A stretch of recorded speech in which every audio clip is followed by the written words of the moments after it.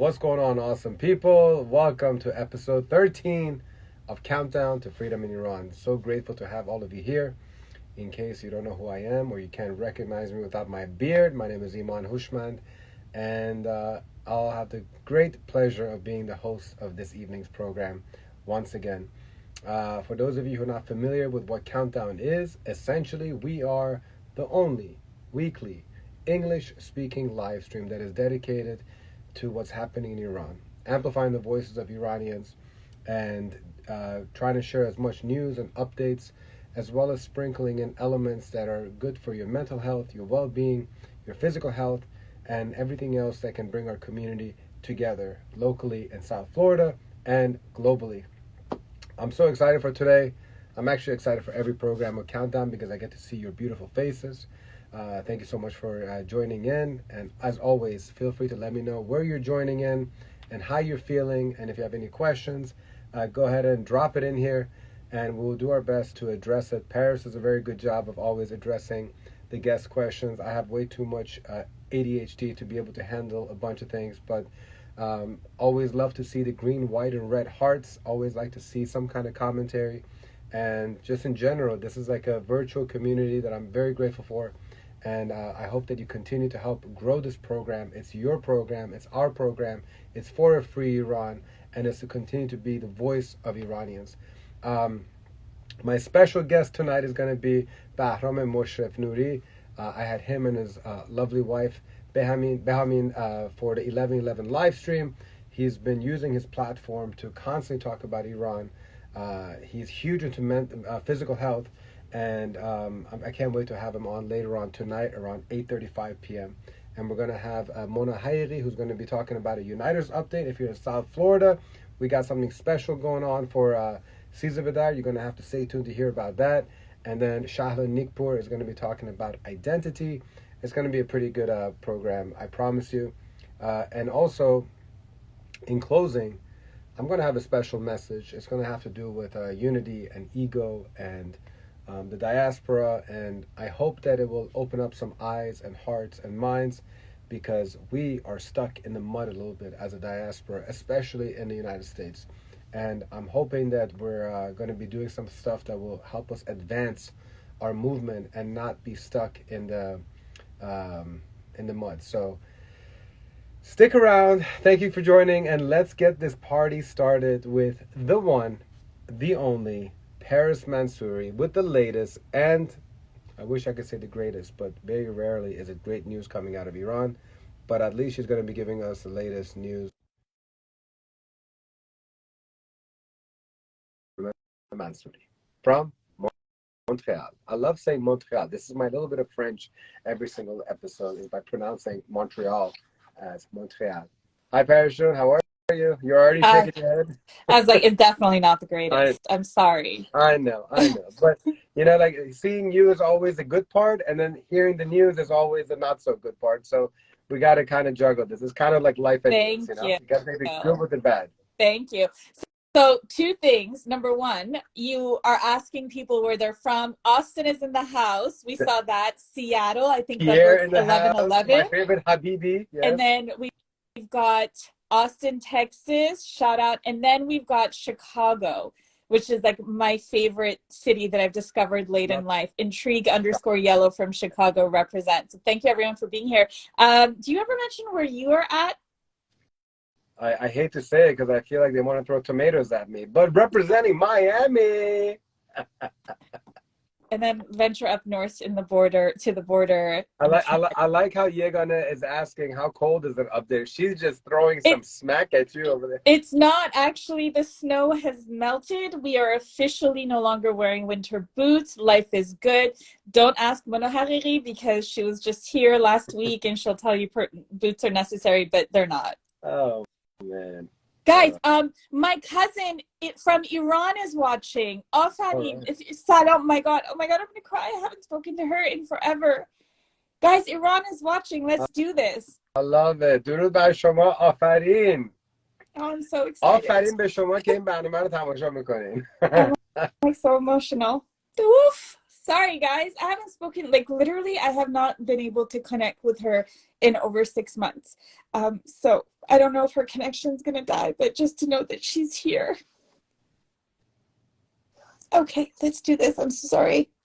آفرین جان، خیلی خوشحالم که در کنار ما هستید امشب. این کازین شما پاریس انقدر زحمت میکشه که آزادی رو بیاره برای مملکتمون. افتخار میکنیم که شما اینجا هستین. Alright, let's go. Paris, so it's day 193. It's crazy. Moscow and the Islamic regime have announced they will sign a long-term deal. What do you know about these two dictatorship of countries working together on some kind of deal? Okay, so this is going to get me stop crying real fast. The Islamic regime's foreign minister, Hossein Amir Abdullahian, is in Moscow. If you guys remember, he's the one who a couple of weeks ago at the United Nations says that the Islamic regime has not killed anybody. So same dude, just for context. Guy with a big old smirk on his face. Yes, I definitely know who you're talking about. Exactly. So he's in Moscow. They had a joint press conference with his counterpart, with his Russian counterpart, whose name is Sergei Lavrov, anybody who's following the story. So basically, the Islamic regime has confirmed that they are expanding their military cooperation with Russia. They're providing more supplies of weapons to Moscow, and basically in their invasion of Ukraine. So this is public knowledge to our friends in the United States who want to keep turning a blind eye to what's happening. They've actually confirmed it at a press conference. At the press conference, they also confirmed that there have been more conversations and agreements spanning many areas of society, which includes economy, commercial, political, cultural, security, and defense. The two countries have had long-term agreements before. The previous one was signed in 2001. It had been renewed, and that renewal expired in 2021. So there is a gap. So once this new agreement is signed, there will be a new, basically it's going to fill in that gap, but Russia has not confirmed when they're going to sign, but conversations are ongoing, and as we can see, they are very public about it. Fun stuff.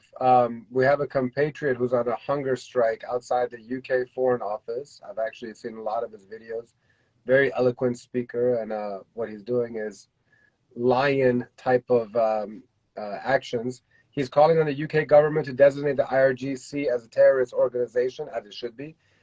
We should all be talking about him. So what do we know about what's going on? Right. So his name is Vahid Beheshti, and I should clarify, if you see me looking down, I am looking at my notes. Vahid Beheshti is a journalist. He's also a human rights activist. He emigrated to the United Kingdom 24 years ago, so he's an Iranian-British dual national. So it's not like he's a new arrival and he's doing this. He's actually lived there for many, many years, and he's taken this action, not only a hunger strike, but he set up a camp outside. He's been there over 30 days, and he's also written public letters to UK officials basically calling for the IRGC to be listed as a terrorist organization, explaining why that is. As we know, the EU, parliamentary members have pushed it forward, but that the United Nations, not the United Nations, the EU bloc voted against it. We know that there's a lot of controversy around it, and to have an Iranian compatriot who is literally physically outside in the UK, and the UK doesn't get as cold as Canada, but it gets quite cold, and for him to be out there for over 30 days trying to get this message out is extremely important. And we have to remember that there are individuals who oppose listing the entirety of the Islamic Revolutionary Guard Corps on the international terrorist list. And just to clarify, individuals like Hamid Esmailion have long advocated against listing the entirety of the IRGC as a terrorist organization. He's publicly said it, and he actually has said that he's happy the Canadian government has listened to him and not listed them.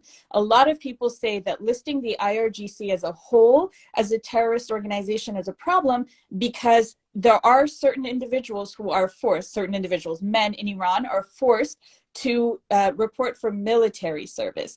And because that's the case, they automatically get quote unquote listed as IRGC.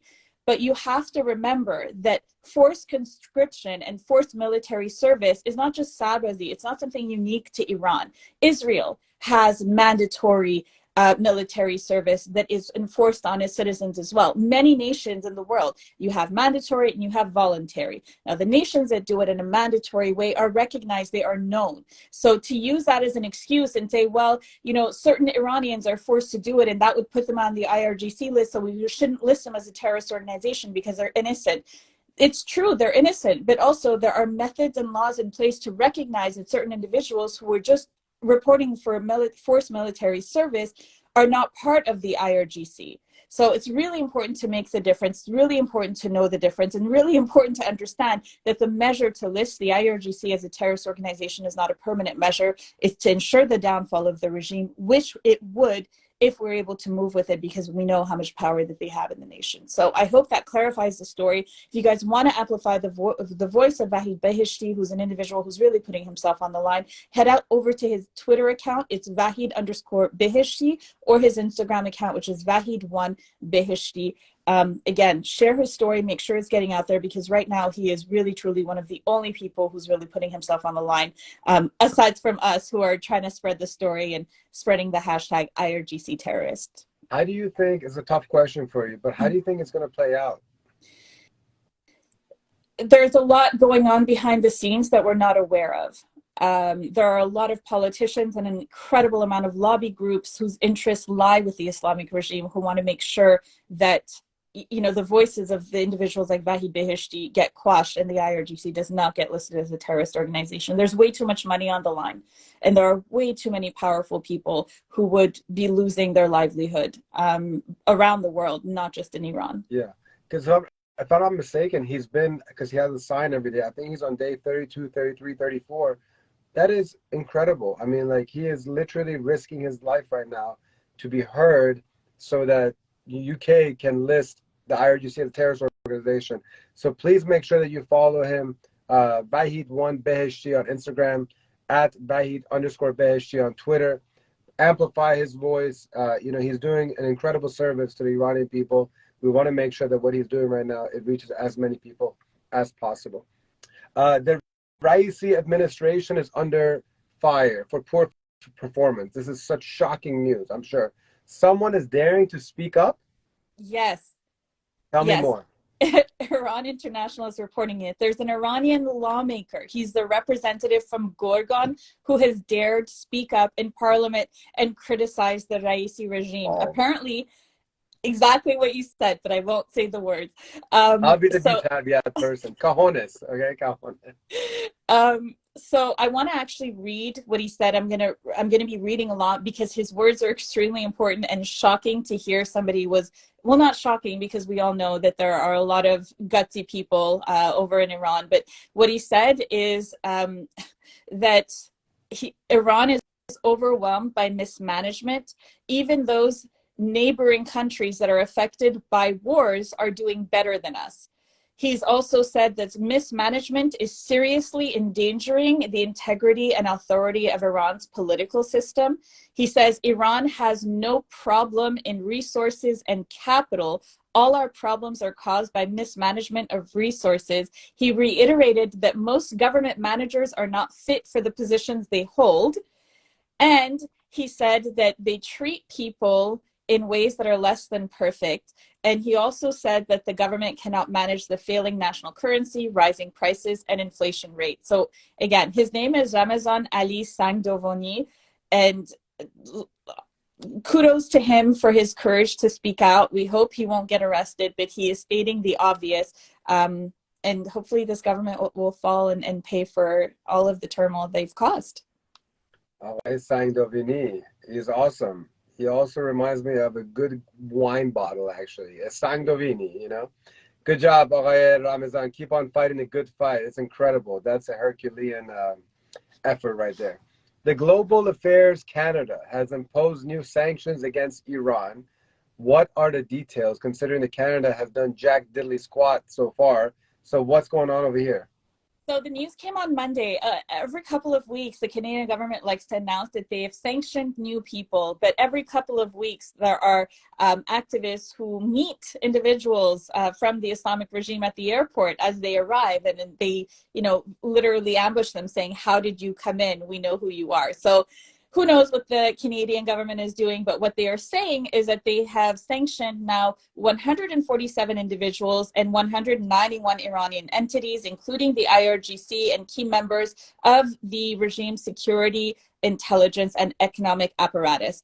The Canadian government has also apparently permanently banned more than 10,000 members of the Islamic regime and military from entering Canada. Now, to put that in perspective, the Islamic regime and the IRGC counts more than 40,000. So 10,000 is a fraction, and we also know that many of them are currently in Canada and they have not been deported. We have not seen a single story of an individual being deported back to Iran. So the Canadian government still faces calls by many activists to list the IRGC as a terrorist organization, and for reasons we mentioned earlier, that has not been done. So let's please amplify the voices of the individuals like Vahid Beheshti. What will happen in the UK may not necessarily be mirrored immediately elsewhere in the world, but it will definitely set an example. Just so we can keep track, we're going to go through these next ones very quickly. Protests are going on in Iran. Where are they taking place? Yes, so again, these are not massive protests, but it's important to know that protests are still happening. A lot of individuals like, oh, nothing's going on. No, there's plenty going on. According to criticalthreats.org, at least 10 protests happen across 8 provinces on just March 28th. So Hamadan, Khuzestan, Azerbaijan, and many of them, Iman, are teachers. The teachers who are basically demanding that the government pay their salaries. They haven't been paid. And not only that, their livelihood needs are not being met. So as we know, teachers are some of the most underpaid and underappreciated individuals in our society. And in Iran, they haven't been paid. They still show up to work, but they're demanding to finally get their salaries. There are also reports of another protest, and this one involves children going to the cemetery to the grave of a killed protester to sing Baraye to him. So the protests are continuing by individuals of all ages, and as we know, weekly they happen in Zahedan as well. Well, one place that has been consistently protesting is Zahedan. There's a story about 2 missing teachers there. What are the details about that? Yes, so basically every Friday, if you follow it on social media, there's been thousands of people who show up every single Friday despite the mass arrests and the violence that they face as they go out onto the streets. There are 2 well-known teachers and activists who haven't been seen for about 40 days. They're brothers Reza and Abdul Rauf Rakhshani. They also happen to be teachers at a Sunni religious school, and we know other, sects of Islam, anything other than Shia and anything other than Shia Muslims in Iran are considered second-class citizens. So it's not a surprise that these individuals are targeted. They're believed to have gone missing on February 15th. It's suspected that it's a regime-backed disappearance, and their families have not been able to get any answer from officials. Updates about protesters and detainees, please. So Fatemeh Sepehri, she is the 59-year-old political activist. If you don't know her name, she is the lady who's often been portrayed in caricatures and in stories. She wears a black chador. She's an older woman who's obviously a conservative Muslim woman, but who deathly opposes the regime.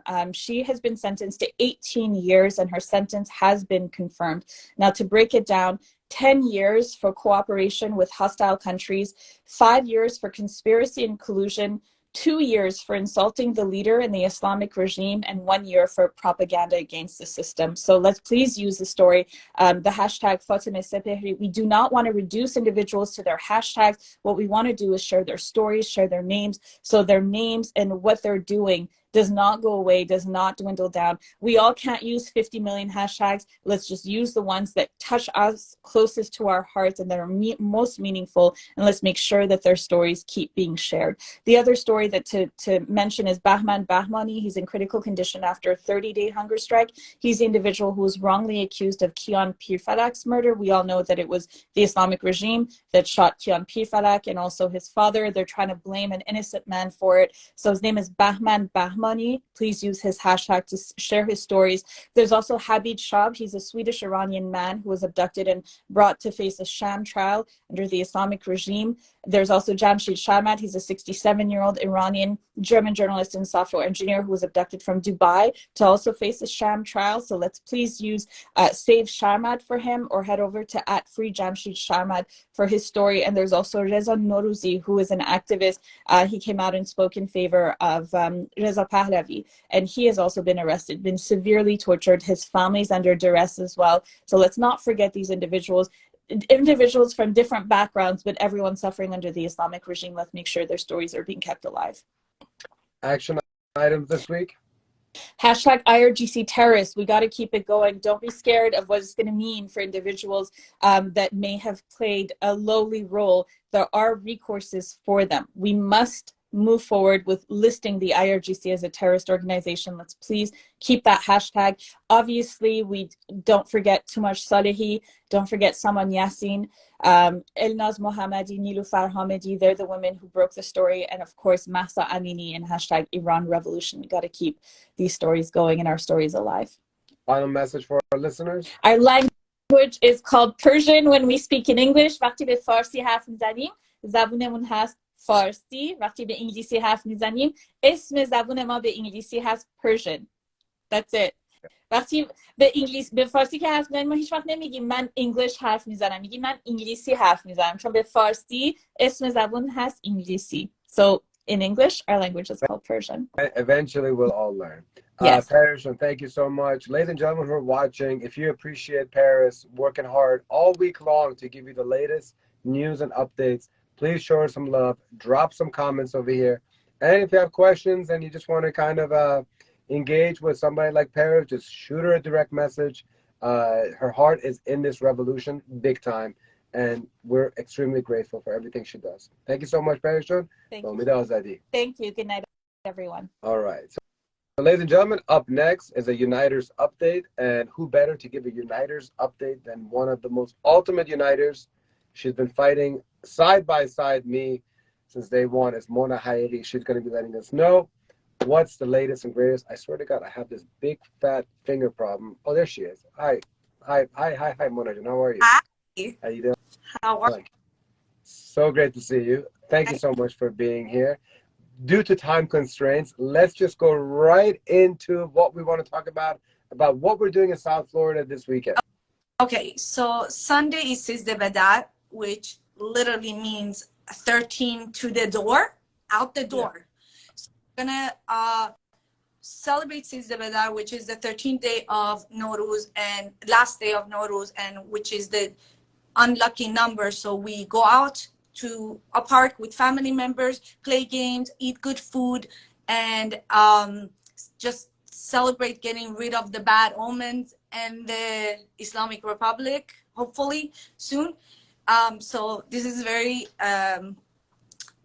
appropriate because it's the 13th episode of Countdown. Oh, wow. I didn't even think about that. Would you look at that? Did we just lose Mona for a second, or is it just me? Well, that's strange. We've never had this happen before. Somebody getting dropped mid conversation. Is it me or is it Mona? If you guys are watching, can you give me a little bit of a feedback of what's happening? Okay, hold on. View request. Hold on. Technical difficulties. Hey, when you're live, this is what happens. So let's have Mona come back on in 3, 2, 1, 0. Thank you for your patience. And here we go. Wow. All right. I don't think somebody's connected to Wi-Fi, but okay. Go ahead, Mona. Just finish your story. Forget it. Let's move on. So on Sunday, South Florida, we're gathering in TY Park in Broward. If someone can put in the address for those that don't know, that would be great. We're going to get together. We're going to bring food and hang out, but also make it purposeful. We are going to try to do the TikTok dance, the TikTok dance, Calm Down by Rima and Selena Gomez. I know it's a little bit difficult, but if you practice from now on until Sunday, you can get it. I believe in you. We can practice a little bit. We'll film it and we'll support the girls of Ekbatan, the girls in Iran that danced the dance and were arrested and had to make false confessions. This is their lives. We're going to dance for them until they can dance themselves. I cannot wait to make a fool out of myself in the name of saving Iranians. I'm excited to see you dance. I can't wait to do this part. You know, this part right there. You go. That's going to be my part right there. Your hips. I'm not going to be shaking any kind of hips. Actually, I will do whatever it takes to get Iran free, even make a fool out of myself. No problem. I wanted to mention whoever that can come join us. Even if you don't want to dance, come and talk to us. Let's talk about how we can have more action items, what more hashtags, whatever else there is, we can do. You have ideas, you want to lead anything, talk to us. We will happily engage with anyone that is fighting for a free Iran. Right. So what time are we getting together? So the park opens at 10, but a lot of people already start coming at 9. So we're going to start heading over there around 9 so that we can get a space. Okay. Because so you go early and I'll see you at 11. Perfect. don't worry. If I can't get Isabella to wake up. Oh, that's going to be a challenge. All right. Well, thank you so much, Monojun. We kind of decided on last minute. There was a lot of support from the Uniters. So we're like, you know what? There's already a lot of Iranians going together. All I can say to everybody else is for Sisa Bedad, make sure you go together and just be with friends and family and the community. The more that we can all be together in some shape or form, it will strengthen our community so that we can, figure out how to get rid of this regime by being a louder voice. So don't boycott Sisa Bedad. Go out and rejuvenate yourselves. We need everybody at full battery to continue fighting this fight. So thank you, Monojun. Appreciate the update. See you on Sunday. All right. So up next, ladies and gentlemen, it's going to be Shahla Nikpour. She's our amazing therapist. She's going to be talking more about identity and a diaspora, exploring people that may not have been to Iran or speak the language, how their experience has been and how it has affected family systems. And I'm going to let her really kind of dive into this more detail. And after that, it's our special guest, Bahram Moshrefnoory. Stay tuned. Here we come. Hello, Shahla June. How you doing? Hello. I'm sure it's been another long day for you. You're like one of the soldiers in the front lines doing so much for our people, having to take in all the stuff that everybody throws at you, and it's amazing. I continue to admire you for your strength, and so I appreciate you joining us after a long evening. What are we talking about tonight? A little stuck today. I mean, I kind of wanted to talk about identity, this idea of people, in the diaspora and not having accessibility to our traditions and cultures necessarily in Iran. And also, the idea of if someone's half Iranian and the idea of negotiating their identity when they have a parent of a different background and culture. And it's just bringing up a lot for people. And I also kind of wanted to see what the viewers were, experiencing. But the idea of this revolution and how it's propelled us to do a deeper dive in who we are, what our culture is. And then there's some grief around, the idea that if you grew up in the United States or somewhere else, not having those traditions and cultures, that you were able to integrate into your daily life or your family. And so I've just been, kind of sitting with this grief of, I wasn't able to get to do these things, or, you can't go back to Iran to experience certain things the way that they have been. And so I think it's just something to kind of explore right now, and, letting people know that, community is so important, and that if we're not able to be in Iran to learn our culture, to learn the language, that there are people that are willing and loving. But there's also this idea of, again, if you have a parent that wasn't Iranian, what does that mean, for somebody? The idea of, negotiating cultures. I know for you, Iman, you were, you moved to Germany and the United States. What was that like? How did you balance that? You were able to speak, Persian with your family.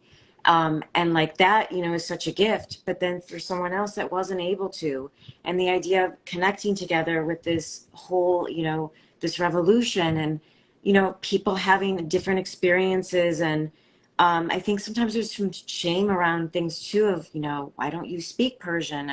It's like all of those things I think are coming up now for us, that this revolution has lasted so, so long. And I think there's some grief very too curious, around as it. somebody who is, your dad's Iranian, your mom is American. How has the last 6 months impacted you, perhaps both positively and perhaps some of this grief that I'm sure you're referencing as well. Like, how have you been processing it? How have you been doing it? And if we have time, I'll share my perspective as well. I mean, I mean, for me, there's a sadness because, you know, I can't speak Persian, and, you know, those kind of things where you want to connect with your community deeper, right? There's those kind of jokes that, you know, people know when they speak the other language. And so, it can, you know, it can kind of mess with you a little bit of like, who am I? Or when you know, have a name that is Persian and people say, oh, well, you don't look Persian. That idea again of like, well, what is a Persian person supposed to look like? And the idea of having to come back and say, well, my mom is American, and so, you know, it's just some grief, but it's also been really informative of, I'm in it right now and I'm learning and I have this opportunity to continue to do it. And that the right people will be able to accept you and, you know, be there for you. But it can be overwhelming. I mean, for a non-Persian person to walk into a room full of Persian people, I mean, that's an intense experience. And so I just, you know, want the diaspora to know that, like, it's okay to have different feelings about things, and it's okay if you're not familiar with, you know, certain things or traditions or rituals. But, you know, this revolution, I think, is charging us to learn more and be more Yeah, no, I connected to love that. I those mean, for things. me, I was born and raised in Germany the first 10 years and the rest US. And it's that lack of like having been in my homeland, being raised in my homeland, that has made me want to be so much closer to everything about Iran, from music to food to the culture to the language. I still can't read Persian, and that's just because I'm lazy, you know. But aside from that, like, yeah, I mean, I understand how there's like this feeling of like, where do I belong? Like, I have one foot in Iran, Mhm. one major foot in America, both cultures, you know, I appreciate both, I learn from both. And I'm sure a lot of people that are watching this English speaking program about Iran can kind of relate, because we were all just scattered and thrown all around the world, starting with our parents, you know, and so we were just the offsprings of them, and it's a lot to kind of process, especially now. And like, but I do understand how the language part, you know, not being able to speak it is hard, but even more reason for you to pick up a nice hobby and learn some few words and languages. So what do you recommend for those who are in the same shoes as me or you, where we're not full Iranian, having had that experience? What can we do to minimize this grief that you speak of, or minimize this internal turmoil? I think again, it's just about, you know, connecting to people that make you feel safe about being curious about your identity or your culture. You know, if you don't know something, just being able to say, I'm very curious what this is about. But also understanding that your identity is encompassing of so many things. And I think this in itself, of being able to participate in this revolution and speak and be the voices for the Iranians, is part of your identity, and that is going to be part of your legacy. And I think everyone has a legacy, and just being curious, have fun, you know. I've been like, just, you know, doing a lot of reading, and I'm experimenting with some recipes, and you know, I can kind of reach out to people and be like, what's this about? I had a funny interchange with someone that's Persian. My dad always calls me dad. And so I never knew that was He kind of a calls Persian you thing. And so dad, or I he grew calls you up in, Baba? you know, Michigan. Oh No, wow, that's he cool. calls me dad. So he always says, hi, dad. You know, and I said, is that a Persian thing or is it just my dad? And my friend said, no, it's a Persian thing. But growing up, people would be like, why does your dad call you dad? And it's like, those kind of things are like, just thinking about those memories. Or this is, I gotta just insert this one, but gorma sabzi, my dad would make it and I would bring it to school, and you know, it smells very strong, and the idea of like kids making fun of me of like, what is that, it looks so gross, it's dark. I mean, I'm actually like really embracing those memories, and you know, like making sure I have a mental snapshot of those things, because those are things that make us imperfect, and you know, this humanness of who we are. And so I just wanted to share that too. But you know, just connect to people that make you feel safe. If you don't know something, ask. And that we need to be inclusive. We need to be welcoming. And, you know, there's a way of lovingly teaching people things. We don't want to shame people. And, you know, if you feel like you're isolating, check yourself and bring yourself back. What's going on for you there? You know, Yeah, why check are you doing yourself that? before you wreck yourself is one of the most eloquent statements I like to share. But no, I mean, first of all, kudos to your father for making orma sabzi. Most people there, they have their mom making it. So your dad making it, that's pretty amazing. I'm still working on peanut butter and jelly. All right, Shahla, our time is up here, but thank you so much. Be sure to follow Shahla on Phoenix Thriving Therapy and also Omid Project for Iran. We don't have time to go into details, but just follow Shahla for more information about being awesome and taking care of your mental health. It's so critical. It's so crucial. And of course, show her a lot of love. She deserves it. What Shahla has been doing for Iranians the past 6 months, 7 months now, it is next level stuff. Trust me on that. She's been an incredible uniter. Shahla, we love you. Shab khair. Good night. Zan, Zendegi, Azadi. Let's go. Guys, All right. So Azadi. it's been a great program so far. And now to put the cherry on top of a great program, it's my pleasure to introduce this gentleman and a scholar. His name is Bahram Moshrefnoory. He is an entrepreneur with over 20 years experience in the field of information technology. His background is in cybersecurity and has been running his digital advertising and marketing firm, Riser Technology, for the last 9 years. He's also been an active voice during the movement for Iran. It's pretty much an understatement. Him and his lovely wife, Behamin, have really been using their massive platforms to be the voice of Iranians. And, you know, it's been great to see people that have those platforms use it for good. Because as we all know, unfortunately, there's many people that for whatever reason decided to stay on the sideline. They've been on the field day and night, sharing, caring, amplifying. And now it's my pleasure to virtually introduce to you or welcome Bahram Moshrefnoory. Looking forward to having a great conversation with him. Bahram Jan Durud. How you doing, Iman? How are you? Good to see you, man. Thank you so much for joining us. Thank you for having me. Noruz Piruz. Yes, sir. Hopefully the year, given all the things going on, hopefully it's been a good start so far. Yeah, so far so good. Yes. So, Bahram, one of the main reasons why I wanted to have you on for this episode is because for Nowruz, you had this really great post about things that you were kind of like really appreciative of or like grateful for or just acknowledging. And I want to just take a moment and share with those that haven't read it. He said, this has been an extremely tough year for Iranians around the globe, especially those in Iran. Although this year's Nowruz is accompanied with a somber tone, I do think that many can find solace in some of the positivity accomplished this past year. As an example, for me personally, I've never felt so proud to be Iranian. Seeing Iranians from all over the world, both inside and outside of Iran, come together for a unified cause was not only positive, but also inspiring and showed how powerful we are as a collective unit. You went on and you talked about a couple more things, but I wanted to come from your words. First of all, what inspired you to like write this message? And go ahead and share with the viewers, what are some of the things that you're proud of as an Iranian? What are some of the things that you feel that we accomplished successfully in the past 6 months? Sure.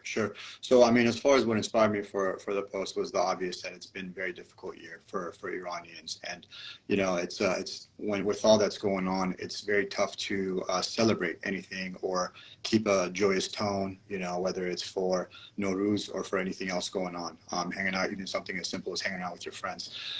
So, you know, I just wanted to just shed some light on the, you know, accomplishments. Obviously, we are far from the goal that we want for all Iranians, but also there has been a massive number of accomplishments from the Iranian community and for Iranians. I think, you know, just the fact that there has been such a massive unified voice, and really from all over, whether it's people that have never been to Iran, whether it's people that were born here, whether they were born there, just the collective voice that we have been hearing, and not just hearing, but I mean, we're in April right now. This started, you know, I don't know, 6-7 months ago, and we're still keeping at it.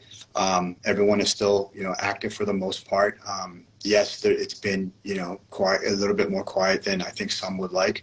But, that's also why it's important to keep it going, because, just keeping the story of Iranians relevant is huge. I think we can all agree that what's going on in Iran is not the only travesty that's going on in the world. So what makes Iran different is the fact that we're all talking about it. People all over are talking about it, just making sure the stories of all Iranians are still relevant. That'll kind of keep the agenda going. And, you never know what the smallest tasks might lead to and spark the biggest events. And that could really be for anybody, regardless of how big or small their platform is or how big or small their voice is. So that's definitely been one. I think the other, the great thing that I've seen is just people from different backgrounds. That could be different occupations or whatever it might be. Just really be resourceful. Use whatever their expertise is, whether they're lawyers, whether they're doctors, whether they're students who are, calling nonstop to representatives, whatever it might be. The technology folks that are putting together these presentations and data and so on. So just everybody using what they're experts in for the greater good. That has definitely been, very inspiring. For me personally. For sure. And like, at least in our lifetime, we've never seen the diaspora be so unified, and it's been a beautiful thing, inspiring thing. And you're absolutely right. We've done a lot of great things, a lot of things to be proud of. If you were to be honest and be like, these are the areas that we could really improve on, or these are things that we could be doing better or do less of, what would you say that what we can do to kind of improve? Because I know you have the type of mindset that okay, I'm killing it here, but what can I do better? You're always looking for areas of improvement. What do you think that the diaspora, specifically outside of Iran, can be doing better? Sure. I think really just one of the things that I personally think we can do better is do more research. Often we are in the habit of looking what gets posted online and just kind of regurgitating it without really doing deeper research. I think it's very well known that one of the common tactics of the Iranian cyber army is that they will go out there and they'll make up stories about whether it's opposition forces or leaders or whatever it might be. And a lot of people tend to feed into that. They'll start attacking people they don't know. They'll start trying to bring down people they don't know. Now, sometimes it's for very good reason. So I'm not trying to say that it's never okay to shed light on certain things, because there are individuals, obviously, and organizations that are moving counter to what we want our goals to be and our objectives are. So that's a different story. I think it's more just attacking individuals. I think we have a long way to go, and I hate to sound discouraging, but we're nowhere near where we are. We are nowhere near where we could be, where we can start picking and choosing people yet. Right now we all have to be one, just consolidated voice for what's going on. We keep pushing, regardless of how much we agree and disagree with each other on certain things. As long as other people's, viewpoints are not blatantly malicious, then I think, everyone should have a voice moving forward, and we should just push this thing forward, and we can always decide, what's suited best later on. But I think we got a ways to go for that. And again, I think we've done a very good job being a unified voice from all over, but I do think we can still do a better job of it. I'm very curious, where do you is your research from just stuff that you've always studied growing up or something, or are there certain trusted sources that you look for? How do you kind of process information and before sharing it? Because you have a lot of responsibility with a big platform that anything that you share could divide or misinform. How do you do your research? Yeah, and I wish there was a straightforward answer for that, but there isn't, because there's definitely no 100% trusted sources. I think checking multiple sources is the very least that we can do. If we're not sure about things, it's all good. Maybe ask people that have better insight on things. Obviously, that's difficult to do all the time. Just who has that much time in a day, but just being able to look at things further than just a headline or a meme, and that's not even has to do anything with Iranians. I think just as a global culture, we've gone into the habit of that. Just quick bits of information without really digging in. Nice. Now, anybody that has been following you, they know that you're very much into fitness, and I think you're in a middle of a 100-day challenge or something. I see day 1, day 2, you're a day 34 crushing it. How important has physical health been important in balancing just the mental and emotional exhaustion of having to go through a revolution for especially somebody like you that has been so invested in it? Right. It's huge. It's huge. Whether it was during this revolution or before it, I think my wife can agree. I'm literally a completely different person when I work out and not, And so, I know it's kind of funny with the whole day 39, day 40 thing that I'm posting, but I've always been out, and then I had an injury at the end of last year. And so it was just during that time I was a completely different person because I couldn't really work out. And now, I'm just trying to keep myself accountable, as much as I can. But it's definitely huge. It's definitely a stress reliever. And it just also gives you an hour to hour and a half a day to just mentally check out. And whether it's work or whether it's, social issues that are going on, whatever it might be, and just kind of disconnect and have that time for yourself. Let's say there's somebody watching right now that is really invested in Iran. They're like emotionally just screwed up, like it's been a big drag doing this every single day talking about Iran. And unfortunately they fell off the workout track. So for 6 months they haven't done anything. If you were to like just say some words of encouragement and say, listen, just start with doing this and then remove this, whether it's your diet or your exercise or whatever, what is like one recommendation that has worked for you that you'd like to share on to other people? Just take it day by day. That's the most important thing, and that really applies to any other goal. Just taking bigger goals and chopping them down to smaller ones and taking it day by day will keep yourself consistent. Don't get overwhelmed by where you have to go, but just where you have to be at the end of the day. So and just being able to compartmentalize, and that's more than just physical activities. Goes back to what you're saying about people being exhausted. I see it all the time where people are just like, I can't deal with this anymore, because it's it takes an emotional toll on everybody, and it's really important to be able to compartmentalize your emotions. As you're reading stuff, and a lot of it is triggering. So I get it. I mean, there's times I'll read an article or I'll see a video and I'll just lose my head. But you do want to make sure that you're able to compartmentalize as best as you can. Yeah, no, I mean, one thing that I've truly appreciated and I'm working on myself, I feel like I'm behind you on this one, is like I've just seen you being so level-headed for 6-7 months, and so I think that the problem is that I don't exercise enough. So you're motivated me to want to hit the gym a little bit more, because I have moments where the frustration just gets the best out of me, and I might say or do something and I'm like, damn it, I wish I could take that back. But you've been very, very as cool as the other side of the pillow. And I'm going to say that your advantage is the fact that you work out more than me. But Bahram, I just want to thank you and Behamin for, I just admire and respect people that have a big platform and they use it for a good force. And you both have been using it on an almost daily basis for 7 months straight. And the Iranian community should be very grateful that we have people like you, and also just being a great representative of a power couple that are really projecting a lot of positivity and good health, good professionalism, and just have a lot of respect for both of you, man. So keep on kicking ass. Send my best to Behamin, and I hope that this is the year that we do see the freedom that we all yearn for. Of course, brother. And thank you for everything you do as well. We all take care. Shabakhe. Zan zendagi azadi. Let's go. Bye-bye. Take care. All right. So much thanks for Bahram for joining us. If you appreciate him making time to be over here, please make sure you show him some love.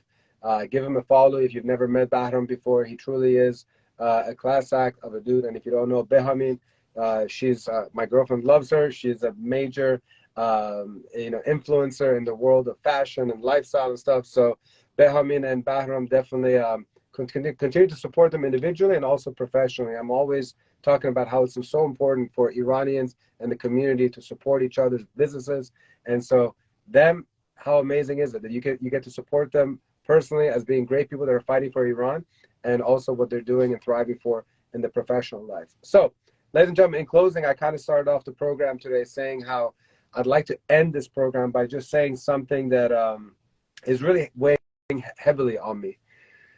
And that is that, unfortunately, there's a lot of, oh man, I even hate to say this word, so I do apologize, but it's so true. There's a lot of drama going on between certain individuals in the diaspora. And it really stems down to ego. And I just wanted to take a moment and encourage the Iranian community to be open to having conversations and having healthy debates and be able to confront the individuals that you're having some type of difference in, difference of ideology, difference of opinion, difference of whatever it may be.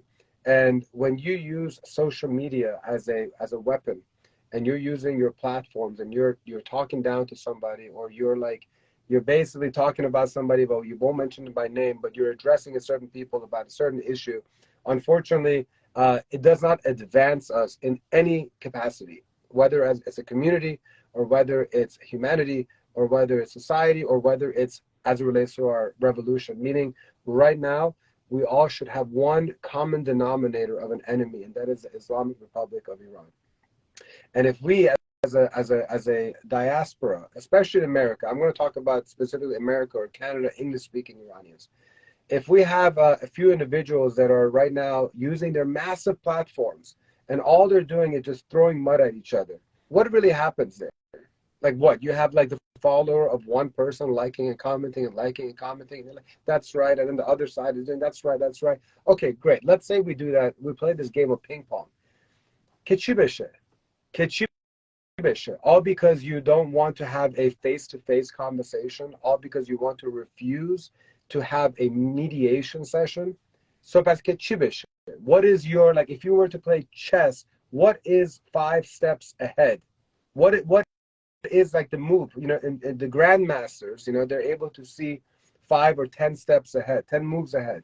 So if you are somebody that refuses to have a conversation with somebody that openly and publicly you're having some kind of argument, disagreement, dispute, fight, you can go ahead and say whatever it is. You can categorize it however you want. But you know what, if you're beaten with somebody, what will happen is if you say, I refuse to talk to this person, I refuse to come to the table, I refuse to face somebody and have a mediator, a respected, a mutual mediator whose only intent is to unite these two individuals or these two groups. What are you accomplishing? Absolutely nothing. So my end of this countdown episode, humble opinion, is that if you see individuals that are arguing, first of all, tell them to go speak to them face to face, or be open to being able to have a mediation session. And right now there are individuals and groups of individuals that I'm really just trying to bring together, because these are all incredible people who, for the most part, they all have great intentions. I say for the most part because here's the thing. If somebody is refusing to talk to the other side, is refusing to believe that there could be a second perspective, that perhaps their viewpoints are not the only viewpoint, because let's face it, there's 2 sides to the story and there's truth, then what are you hiding from?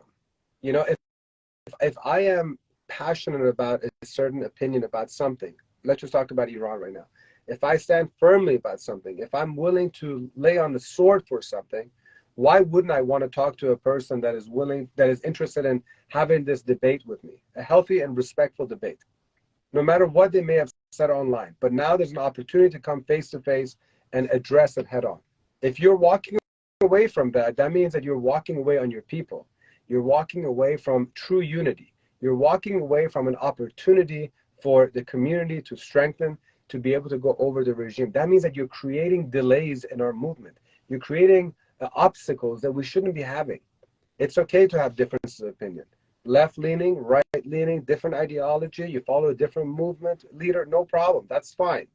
But be able to come and defend your stance and have enough respect and understanding that there could be somebody on the other side that perhaps has a different perspective you can learn from.